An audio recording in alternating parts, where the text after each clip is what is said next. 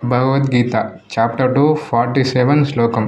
ఇది చాలా ఫేమస్ శ్లోకం, అందరికీ తెలిసిందే.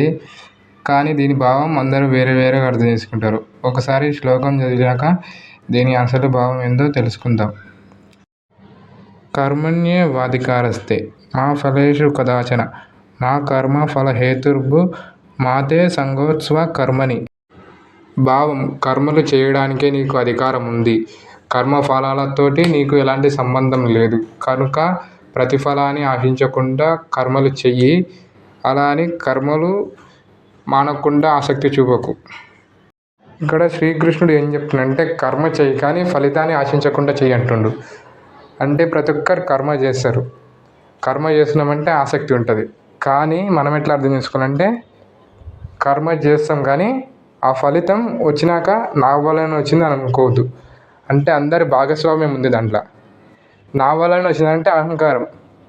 శ్రీకృష్ణుడు ఏం చెప్తుండు? కర్మ చేయి కానీ ఫలితాన్ని ఆశించకుంటుండు. ఒకవేళ మనం ఫలితం మీద ఆసక్తి పెట్టుకుందాం కానీ వచ్చినాక అది నా వల్లనే వచ్చింది అని అనుకోకూడదు. ఎగ్జాంపుల్కి మనం వంట చేస్తున్నాం. దాని వంట చేస్తే కూరగాయలు కావాలి, మసాలాలు కావాలి, కారం కావాలి, ఉప్పు కావాలి, గంట కావాలి, అన్నీ కావాలి.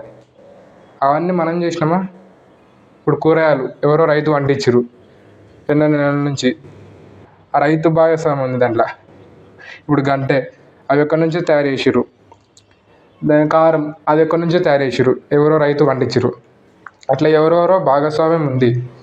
మనం వంట చేసినామంటే మనం ఒక్కరి చేతి కాదు, దాంట్లో ప్రత్యక్షంగా పరోక్షంగా ఎంతోమంది భాగస్వామ్యం ఉంది దాంట్లో.